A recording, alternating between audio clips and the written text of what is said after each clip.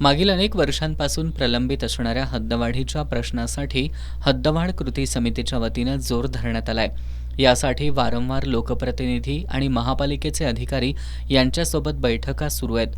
आता या विरोधात हद्दवाढ विरोधी कृती समिती उभी ठाकली आहे। आज पाचगावमध्ये विरोध दर्शवणाऱ्या गावांचे सरपंच आणि लोकप्रतिनिधी यांनी एकत्र येत हद्दवाढ विरोधी डिजिटल फलकाचं अनावरण केलंय।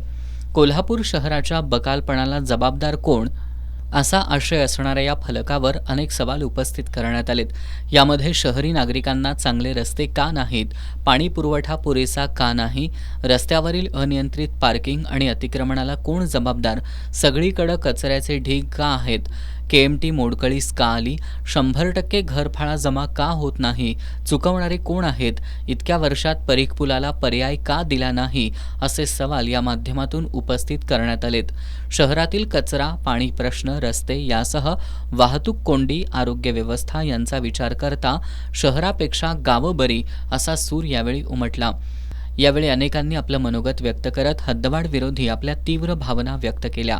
पाचगावचे माजी सरपंच संग्राम पाटील यांनी पहिल्यांदा प्राधिकरण सक्षम करा, तुमच्या नागरिकांना सुविधा द्या, पहिला तुमचा विकास करून दाखवा, मग हद्दवाढीचं बोला असं सुनावलं। यासह उचगाव, पाचगाव, उजळईवाडीच्या सरपंचांनी हद्दवाढीला विरोध दर्शवत याविरोधात तीव्र लढा उभारण्याचा इशारा दिलाय। दक्षिणच्या आमदारांना निवेदन दिलेलं आहे, करवीरच्या आमदार साहेबांना निवेदन दिलेलं आहे, पालकमंत्री साहेबांना निवेदन दिलेलं आहे, तरीसुद्धा या शहरातली कृती समिती अगदी हद्दवाढ करणारच, म्हणजे जेणेकरून ह्यांच्याच हातात आहे काय असं वाटायलं आहे। तर ह्या कृती समितीला एक आमची विनंती आहे, तुमचा हजारो कोटी फंड आणून कोल्हापूर शहराचा विकास करा, पण आमच्या 42 गावच्या ग्रामपंचायत एवढ्या सक्षम आहेत की 15 वित्त आयोग असेल, 25-15 असेल, ग्रामपंचायत फंड असेल, या सगळ्याच्या माध्यमातून आम्ही सुजलाम आणि सुफलाम आहे या ग्रामीण जनतेकडं तुम्ही कुठल्याही प्रकारची वाकड्या नजरेने बघण्याचा प्रयत्न करू नका, नाहीतर इतकं मोठं आंदोलन होईल।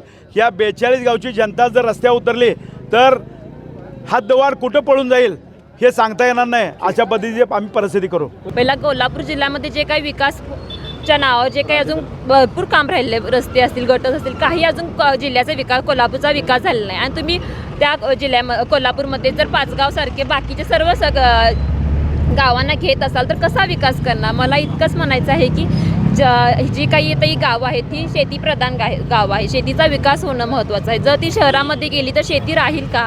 शेतीचा विकास होण्यासाठी हद्दवाढ विरोध दर्शवण्यासाठी आम्ही सर्वजण इथे जमलेलो आलेलो आहे। येणाऱ्या काळामध्ये मोठ्या प्रमाणात आमचं आंदोलन असणार आहे। त्याच्यामध्ये पालकमंत्र्यांना सविस्तर भेटून आमच्या जी काही भूमिका आहे ती मांडणं, सन्माननीय नरके साहेबांनी आणि सन्माननीय अमलमाडिक साहेबांनी आम्हाला लवकरच सांगितले की मुंबई येथे मुख्यमंत्री आणि उपमुख्यमंत्री आणि नगरविकास मंत्री यांची बैठक लावू आणि त्याच्यामध्ये हद्दवाढीला त्यांनी स्टँड घेतलेला आहे की विरोधात, आणि तीच भूमिका आमची असणार आहे म्हणून त्यांनी सांगितलेलं आहे। आणि येणाऱ्या काळामध्ये जी काय आमची कृती समिती जी ठरवल त्याचं त्याप्रमाणे मोठ्या प्रमाणात आमचं आंदोलन असणार आहे।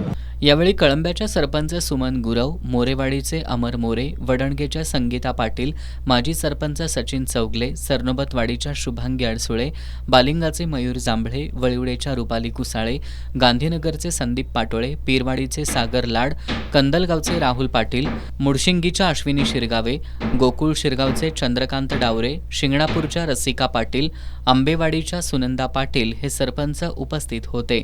यासह उपसरपंच, सदस्य, हद्दवाढ विरोधी कृती समितीचे सदस्य मोठ्या संख्येनं उपस्थित होते।